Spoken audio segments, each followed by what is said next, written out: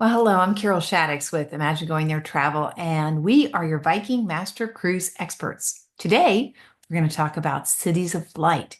This is a 12-day tour from Paris to Prague, or the reverse, and we're going to go through it day by day so you can see if this might be the next best fit for your Viking bucket list. I'm going to go ahead and turn off my camera just so you can see all these great images, and we're going to go through what it is to see day by day on this itinerary. So, as I said, we overnight in Paris and Prague, and then we have some wonderful stops along the way. The green dots are motor coach travel. So, for this itinerary, I do want to have it be clear that you do have more motor coach transfer time than you do on some of the other itineraries. So, you're going to have a chance to see some beautiful countryside, get some stops along the way because we do comfort stops as well as touring at different spots. And we're going to talk about that. We're going to start actually on the Paris end. The white dots mean we overnight. And so we'll talk through what that means day by day. This is 12 days, 10 guided tours over 3 countries. We're starting on our first stop with Paris. What a beautiful city. Never enough time in Paris. The places that you can see can take hours to see. So for our overnight here, you're going to have your arrival day. Sometime that afternoon, the next morning will be your included tour, a panoramic tour of the city. Then you'll have some free time to do an optional tour or do something on your own. I will say, if you can do some extra days in Paris, I highly recommend it because even here, the Louvre, for instance, they say that if you stopped in front of every exhibit and just spent 20 seconds, it would actually take you 26 days to see everything. So you want as much time as possible because there's so many amazing museums and points of interest to see. Of course, we have the Eiffel Tower. You can do a tour there, or some love to do dinner. Uh, we did a dinner cruise on our last trip on the Seine at night. It was lovely and had an absolutely amazing time. And seeing the city lit up and the Eiffel Tower sparkling at night while we were having a delightful dinner was just really special. You can do Versailles. There's so many extra things that you can do. Your hotel, we will be, in our case, we were close to the Arc de Triomphe. So we had walked down there, had dinner on the Champs-Élysées. The next day, we enjoyed our panoramic tour and then did some things on our own. And I really enjoyed that. We even got to see Notre Dame. I had been there in 2019 before the fire, and seeing the renovations and seeing how bright and clean it was just so enjoyable. So encourage you to try to get some tickets there if you can. We were lucky able to walk up and not have to wait too long to get there. The other thing we did that I hadn't done last time was see Sacré-Cœur, which was this beautiful basilica on the top of Montmartre Hill. It is a very popular space for, as you can see, there were some concerts there. When we were there, there was some beautiful views of the city because we took the tower tour and enjoyed walking around the circumference at the top of the tower and getting these incredible photos. And there is a lot, excuse me, of great shopping here as well. Wonderful way to spend the afternoon. And this is where a lot of the masters spent their time whiling the afternoons and doing their paintings as well. Of course, you always have time to enjoy a croissant or coffee. The cafes in Paris are so great. And having time just to shop and enjoy something special is really part of the experience. So don't miss that. Having that extra time, not having to see everything is a really great way to spend a morning or a free afternoon. Then we're going to board the motor coach. You're going to check out for your hotel and you're going to board the motor coach, and we are going to head toward the ship, but we're going to make a couple stops along the way. Reims, France is one of those stops. A French cathedral that has coronated 25 kings over its lifetime. It's also the champagne capital of the world. So we had some time for a visit to the cathedral, time for lunch. It was delicious, and we actually had great weather. Had a little chance to do some shopping as well. Then we headed to the Luxembourg American Military Cemetery. Somber stop, well worth doing. beautiful grounds. Over 5,000 soldiers buried here, and just a peaceful way to honor those who fought in the Battle of the Bulge. Just a really meaningful opportunity. We spent about an hour here and got to take pictures and go to the different memorials. It's a very, very special stop. From there, we're going to get to Trier and board our ship. This is a Viking longship. I hope you have an amazing, beautiful day like this. And they're not called longships because they're longer than others. It's just a tribute to their Viking heritage. You'll notice a squared off bow in the front. The staterooms on this side, just while we're looking at this photo, is a good way to talk about these are the veranda suites up here. There are, excuse me, a few French balconies. And then below that are the, sorry, I was trying to get back to the ship. And down here are your veranda your French balcony staterooms as well. So on the port side here, you have your French balconies, and the staterooms up here are actually your veranda suites. So you can see a lovely ship. On the other side are going to be your verandas. We'll talk about that shortly as well. So jump the gun, but now we are here in Trier, and you can see all the antiquities here. This was a Roman stronghold for many, many years. In fact, you'll see an amphitheater that seats like 20,000 people. You'll have a panoramic tour of Trier and then get a chance to do a walking tour in the city itself, where there are several cathedrals, a Romanesque cathedral, and two others as well. So it's an amazing city. Lots of really beautiful architecture. It is Germany's oldest city. So getting a chance to explore here, have some time to shop, and do the tours was a great way to, it's a great way to start your trip.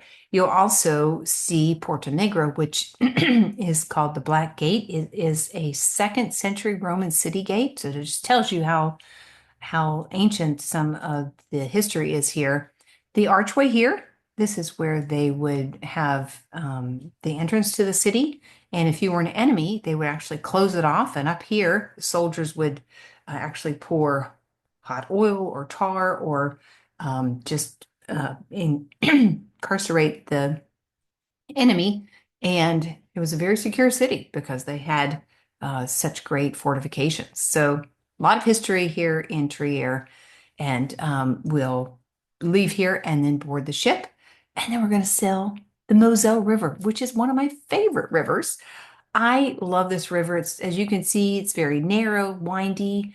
It's sharp, steep cliffs, known for its Rieslings.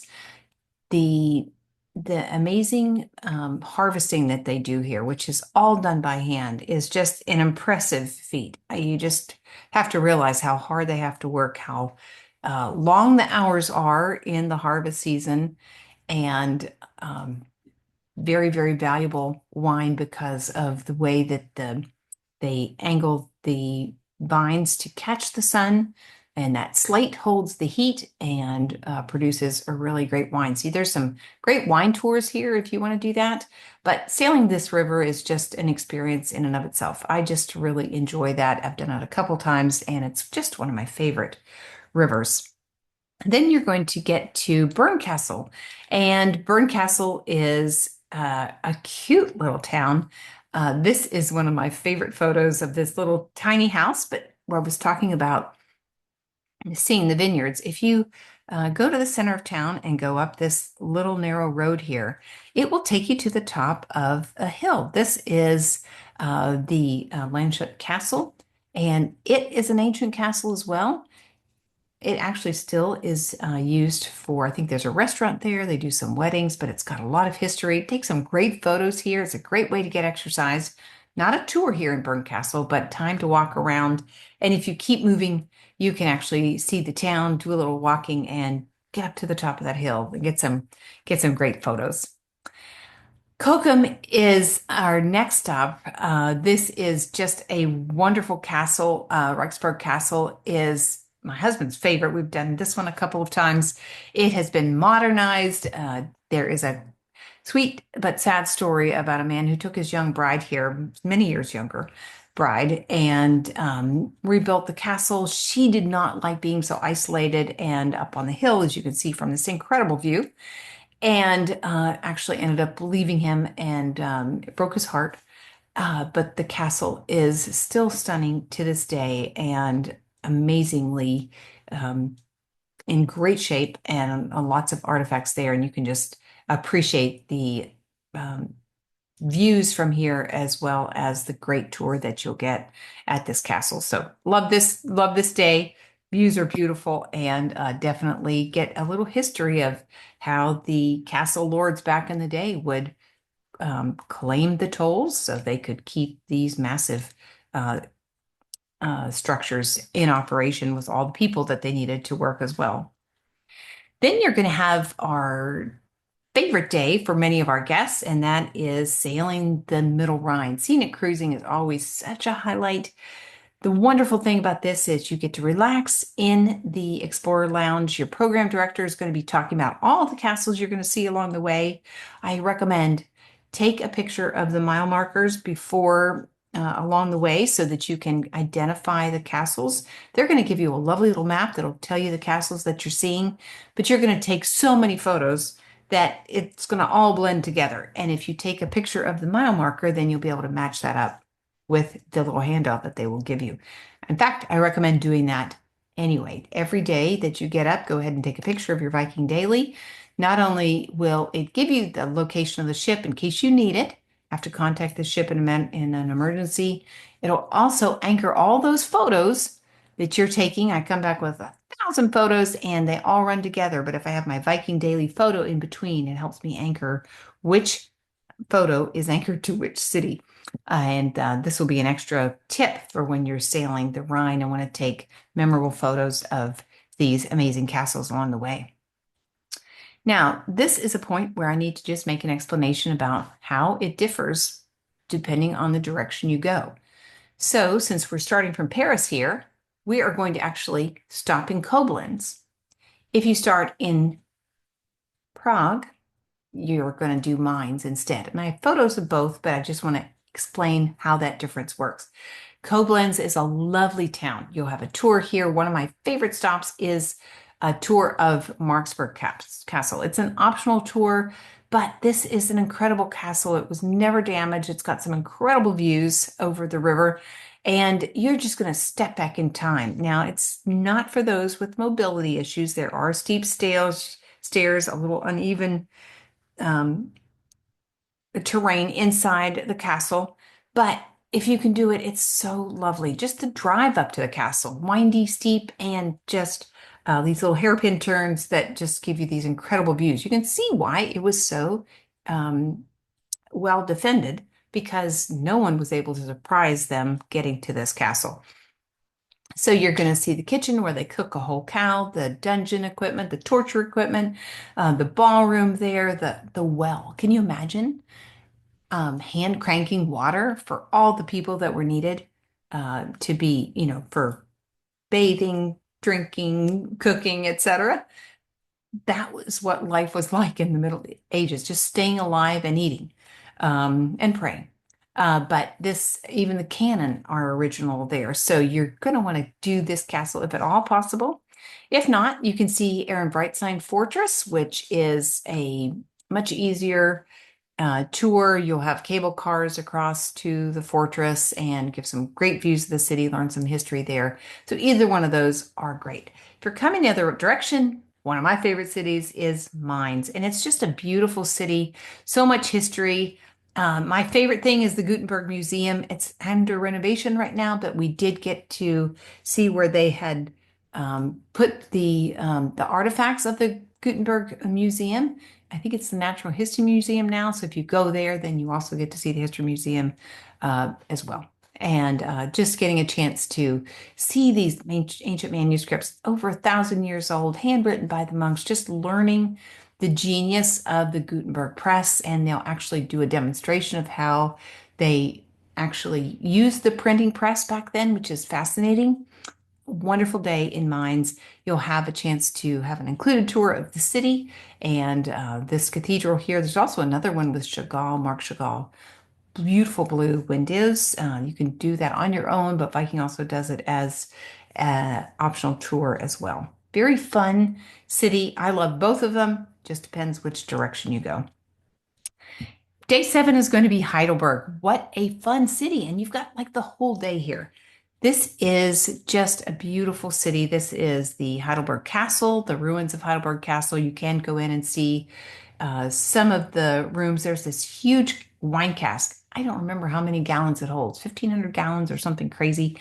And the basically it's been around 4 centuries, but was destroyed. I think back in the 1400s, if I recall. So it has a lot of fire damage. However, there are rooms that you can go into to see. And of course, the views over the Neckar River are incredible as well. One tip I would say is that they don't allow motor coaches to drive up to the castle anymore. So they have to take a roundabout route, which is like 40 minutes, I think. We chose to get a ticket to the castle from our program director and asked if we could walk up the hill.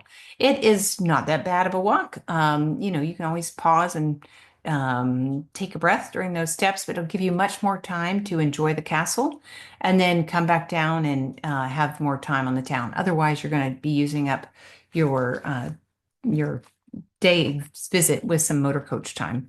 However, you have a tour that is included, and it's lunch with the Heidelberg University students.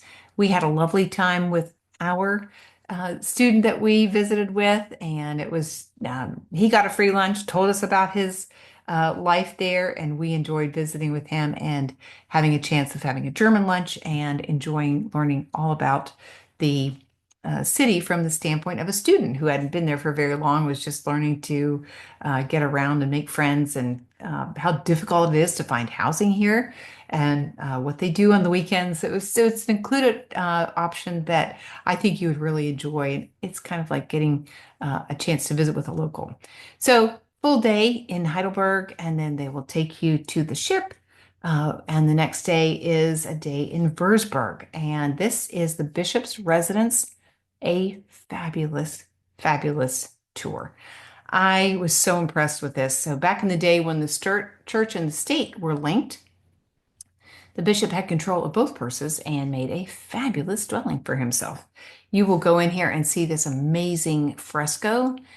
It is stunning. Then you go and tour some of the rooms. You're going to get more of a tour of kind of the main area here. There's also a garden in the back that you can see.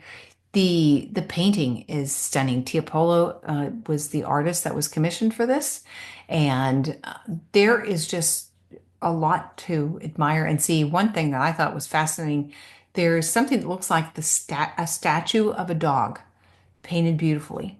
And it's not a statue at all. It's actually 3D painting that just looks like it's sitting out on a pillar. It is just fascinating how the technique of being able to do that. So I really loved Würzburg. Enjoyed that. If you don't do an optional excursion, then you will have a tour and you'll have time to go into the town as well. We actually did an optional tour to Rothenburg Obertauber, which is on the Romantic Road. It's a medieval city that looks like it is frozen in time. It is delightful. We climbed the fortress walls. It's got a beautiful view over the Tauber River. We had lunch there, time to do some shopping.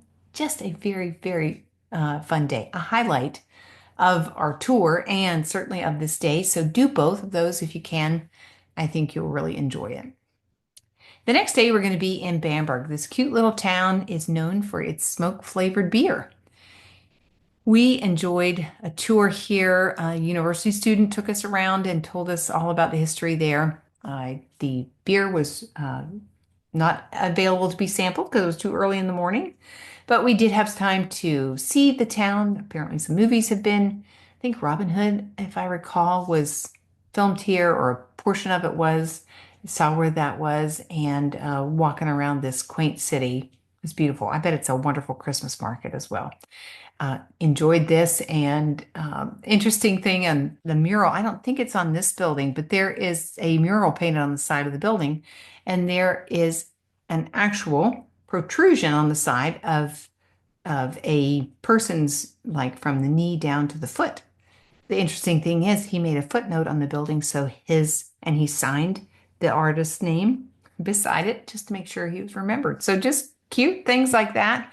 Just picturesque town. Oh, something we really enjoyed. I'd love to spend more time in Bamberg as well.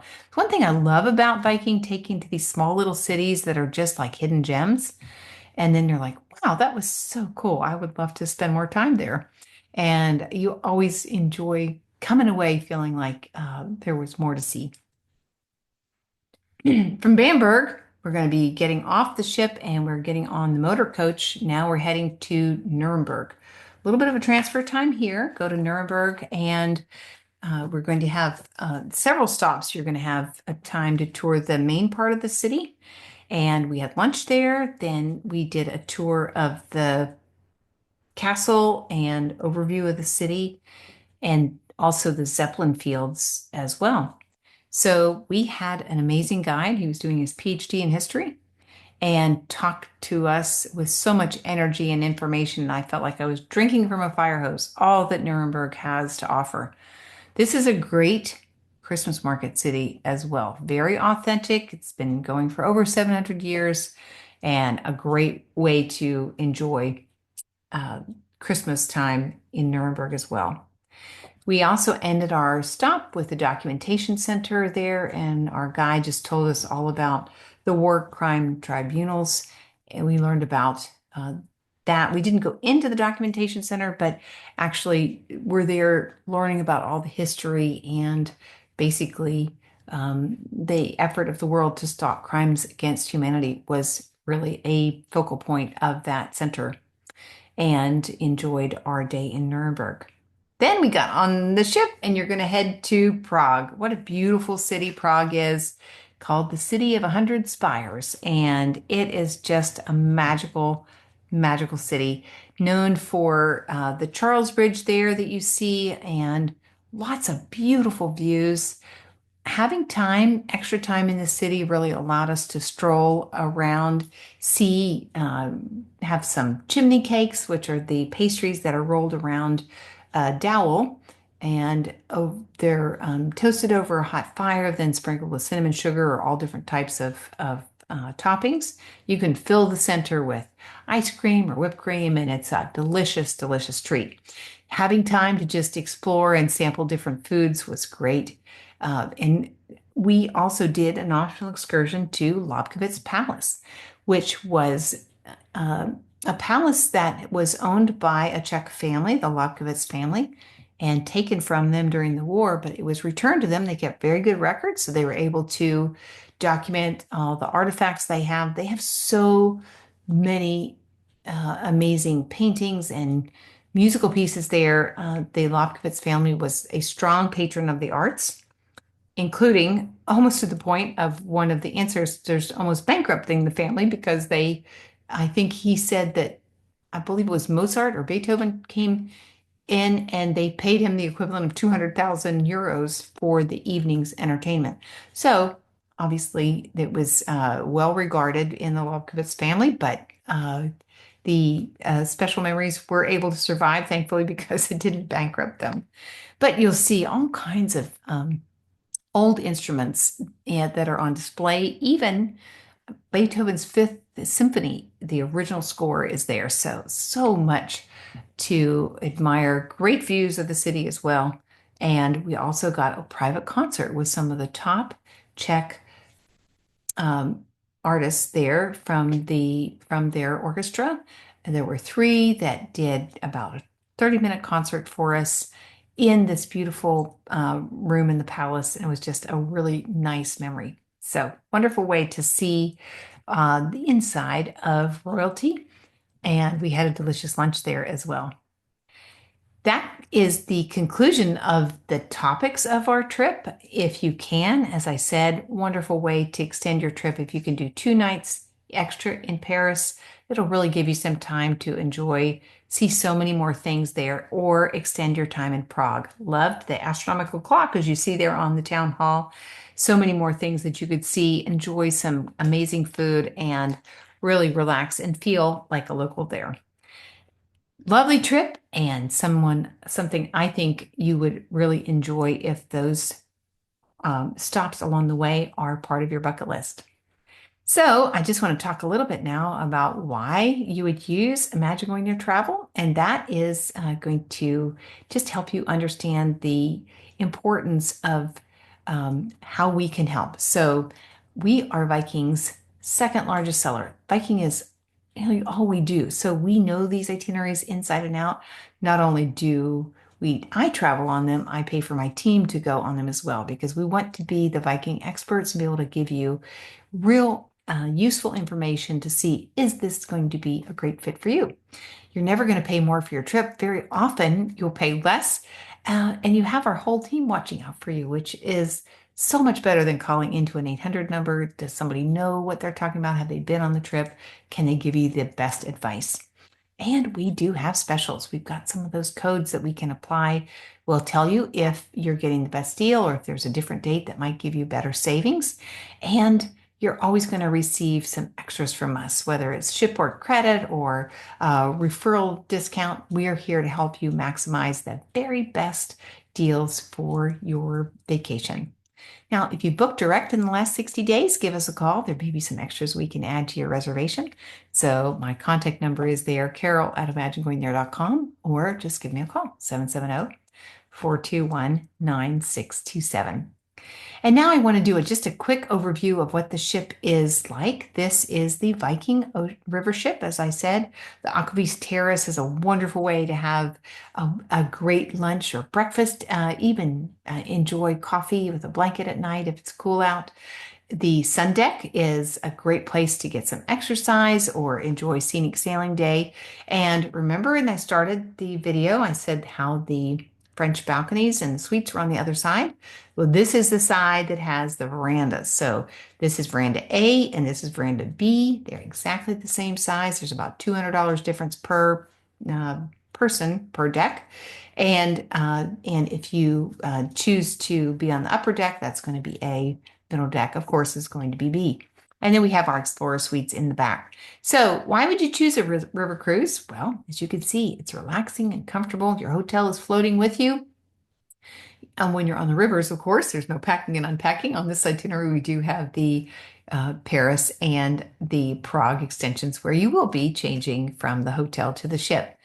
Every river is unique. Like I said, I love the Moselle River. It's just unique in so many ways. You're going to be docking the heart of the city with extended port stays to allow you time to explore. And one thing I will say about our trip, we went in March. And so the thing about that is you're going to have different water levels regardless of when you travel. So in March, April, you may have rain or snow melt. We were actually sailing against the current, so it did slow the ship down. So at one point we had to dock a little sooner to motor coach in time to get to our tours and have enough time there. One thing I will say is Viking is a well-oiled machine, so you can trust them. Weather is unpredictable, as we all know. So trust them to handle things and they will do their best to give you an amazing experience, regardless of what the river throws at them. With Viking, you have all these things included. You've got a shore excursion included with each port of call. You've got your onboard meals, multiple dining venues, that Aquavite Terrace. You can have lunch there or breakfast or in the restaurant. You have wine, beer, and soft drinks with your meals. You have free Wi-Fi, which if you've ever done that on the big ocean ships, it is a sticker shock for sure. You've got specialty teas and coffees available 24/7 and bottled water every time I leave the ship. I love having that, not having to pay for that. Your hotels are great. Pre and post hotels are first class. We loved our both hotels on both ends of our trip, and all your port charges and fees are included. So when you are looking at the price, the absolute worst price you'll pay is what's on the website. And often we can do better with some extra promotion codes.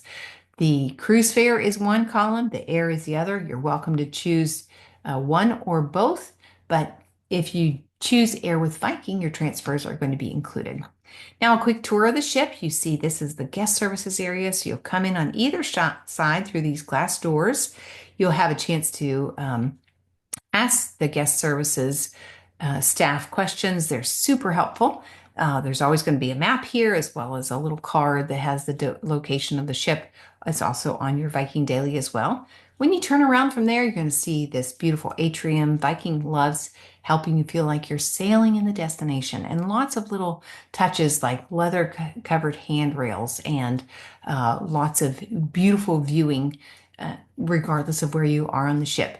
You're going up the stairs, you're going to go into the lounge and the where your port talks are going to be. Straight ahead is going to be the dining room, and that's where this photo is. You have the opportunity to change your seating every night. No fussy clothes, just leave those fancy frocks at home. Business casual is what's recommended, and you can change your seats every night if you choose. And then this is at the top of the stairs. You've got two things, the library there, and on the forward side facing you are computers. So if you don't want to bring your laptop, you can use the Viking computers as well. Going into the Explorer Lounge, we have the bar here, and further back from that, you'll see the parquet floor where they'll do entertainment at night, whether it's local talent that they bring on board or they're doing some dancing or singing or some kind of trivia game that is part of the evening entertainment. This is where you'll be for those scenic sailing afternoons. Here, the Aquavit Terrace, which is enclosed, or out here in the open air. Imagine just rocking and taking some great pictures, having a snack, or enjoying breakfast here. It's a very, very popular place. Of course, there's plenty of space upstairs in the sun on the sun deck. Whether covered or uncovered, you've got a lot of beautiful views. You can enjoy your chatting with your friends, bringing snacks up here, enjoying some scenic sailing. Walking tracks available from 8 a.m. to 8 p.m. And then we've even got things like shuffleboard, practice your putt-putt golf, and these are the herbs that the Viking chefs will use for their meals. So lovely ship and lots of space to expand and enjoy. We're going to talk about the staterooms. This is the standard stateroom. It is 150 square feet. It has a high fixed window, and I'm 5'7", so it comes about to my chin. So if you're shorter than that, you may not be able to see out as much. This is on the lower level. They call it the swan view, so it does not open, but it is plenty of space. We're usually sailing at night, in port during the day, and of course you're there for sleeping, showering, changing. So if you can, if there's no other space, at least get on the ship and enjoy the cruise, because every stateroom is going to give you the amazing experience of a great Viking itinerary. Then this is the French balcony, and it has that sliding wall of windows where you can lean out but not step out. And this is a really popular stateroom because it is the bridge between the standard and the verandas, but the verandas are the most popular. You can see there's a chair in the room here. You've got the step out balcony where you have the chairs, two chairs and a table. And the great thing about Viking is that all the floors in the bathroom are heated. So regardless of when you go, shoulder season or Christmas time, you're going to have a warm, cozy floor in the middle of the night, which is always one of my favorite things. Then we do have some suites. These are the veranda suites. They have a French balcony in the bedroom. The door closes between the living room and the bedroom. An extra television out here, the step-out balcony. It also comes with things like Air Plus and alcohol and drinks in your refrigerator, earlier embarkation, and laundry service. Great experience. They bring you the laundry in these boxes with tissue paper and a little sticker on it. It's just amazing. It is so nice to come home with a suitcase full of clean clothes. So that's an extra benefit of this stateroom. And then you can see here's the French balcony here, and this is what the bathrooms look like. And then this is our Explorer Suite, 270 square foot wraparound balcony. You've got the separate Explorer Suite bedroom. And of course, you've got this amazing view here. Lots of extras that you have, including the Silver Spirits beverage package, of course, Air Plus, earlier embarkation, private transfers, fruit plate every day, laundry service as well. It is a great space for celebrating. So I encourage you to book those. They do book quickly. So if that's something that you're interested in, make sure you get on this calendar as soon as you know your plans. Even in the bathrooms, you can see there is two-way glass, so you never miss a moment of scenery. Little push button that you can have for privacy for when you need it. So that is our summary of Cities of Light. I hope it was helpful for you. We have a motto. It's called Great Vacations Matter because great memories matter the most. And really, this came from my in-laws who 9 or 10 years ago had taken a long-awaited 30-day Polynesian Isle cruise and had a fabulous time. They came back from the trip. We asked how they liked it, and Mom said, it was amazing, but Dad was a little unstable. We just thought it was maybe the Trans-Pacific crossing. It turns out it was a premonition. Dad had a stroke 2 weeks later and never traveled again. Those memories that she has of that trip are so precious to her, more than the diamond earrings he gave her for Christmas. And it just reminded me how important it is that we have great vacation memories, because money can be replaced, time and opportunity to travel cannot. So let us help you plan an amazing vacation with Viking. We're here to help. Carol at imaginegoingthere.com, or my phone number 770-421-9627. Thanks for stopping by to have this time together. If Cities of Light or another Viking vacation is of interest, I'd love to help you with it. Have a great day, and we'll talk to you soon.